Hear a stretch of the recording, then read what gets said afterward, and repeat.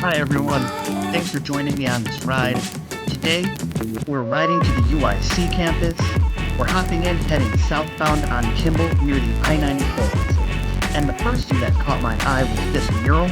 I think this is such a cool visual. I love that you've got hand holding the overpass up. It's like you have people coming together to help each other.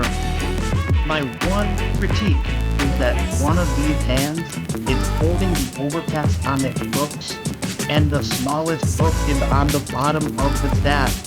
No one carries their books like that. Now, coming up on the right here, we have Unity Park. Chicago has no shortage of beautiful green spaces tucked into its neighborhoods, and this is no exception. Now, there's not a ton of activity today, but sometimes the best moments aren't the loud, busy ones, just some trees and a breeze.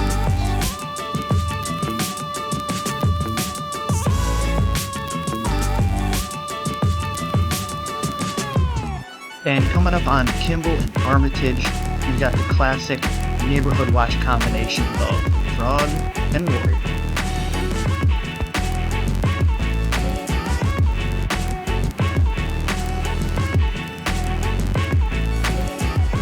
I like how densely packed this one is. The artists all have their own space, and you can see some different styles here. The colors really stick out. It's great.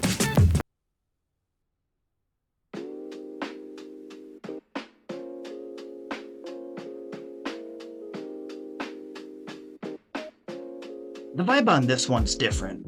I bet when the sun hits those stones or tiles, there's a great shine effect.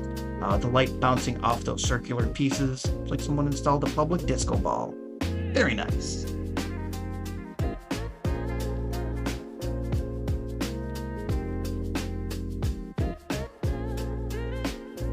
Now for all you choo-choo enjoyers out there, here near Grand and Chicago is a metro rail yard.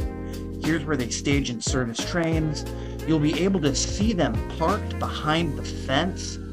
Hey, it's like spotting a wild animal in its natural habitat, but the wild animal is also unionized. I'm letting this shot run a little longer than I usually do, just to give you an idea for how big this yard is.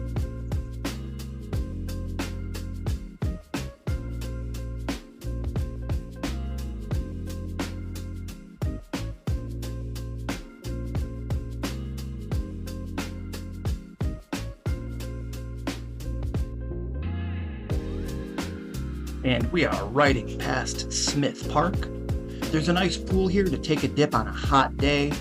Nice trees, a walking path, and hey, if you find yourself in need of a Sherman tank, there's one right here.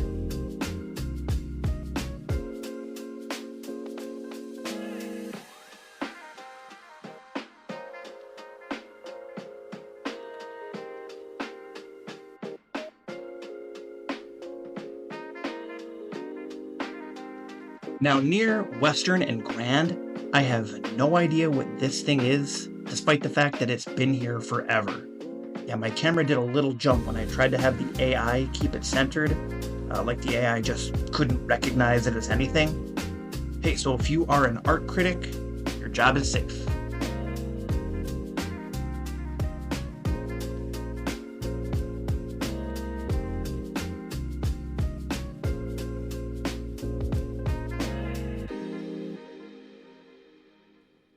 On our right, we have another mural coming up here. Ah yes, the lion, the car, and the hot dog. This must be the new Greta Gerwig Chronicles of Narnia project. I'd watch it.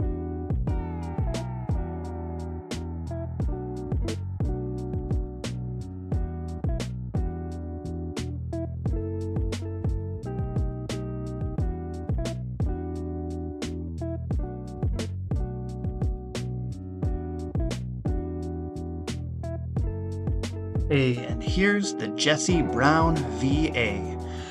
As a veteran of the U.S. Armed Forces myself, I have a lot of gratitude for this place and everyone who works there.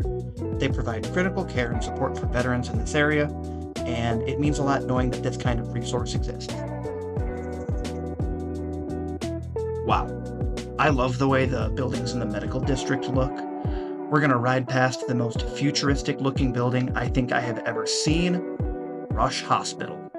The curves and everything make it look like a giant fidget spinner from space. Also, major respect to the city for naming it after Canada's premier prog rock trio. You just know someone in there right now is humming YYZ.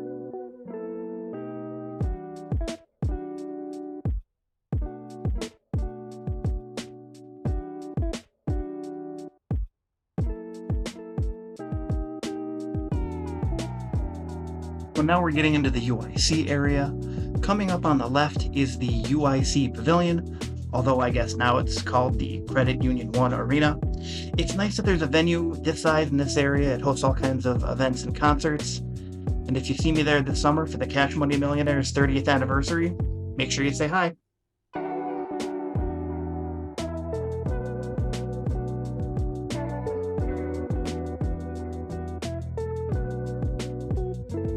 Okay, now the buildings in and around the campus have a distinct style that I think is so interesting. The architecture has a vibe that's almost fortress-like. The style is called Brutalist,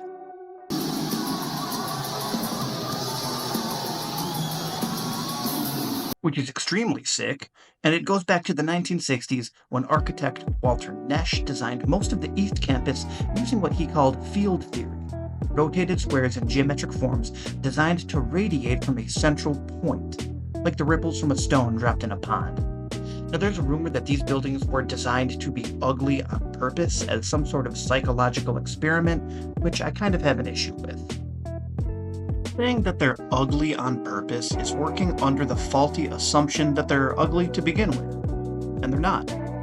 I feel like whoever started that rumor is just an Olympic-level hater who got their blueprints smoked in the first round. They're not ugly, they're intense. Like they've got no problem with refusing your request for an extension on your home. Anyway, the design language was intentionally bold, geometric, raw, and often meant to reflect strength, accessibility, and even a bit of rebellion against ornamental elitism in traditional university architecture.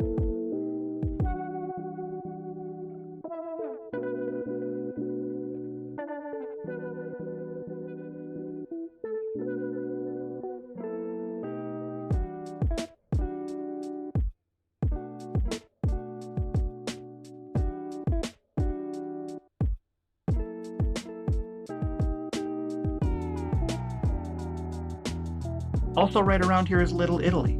This was actually the neighborhood I lived in when I first moved to Chicago. A lot of new things have popped up around here since I left, so if you have any good restaurant recommendations, leave them in the comments.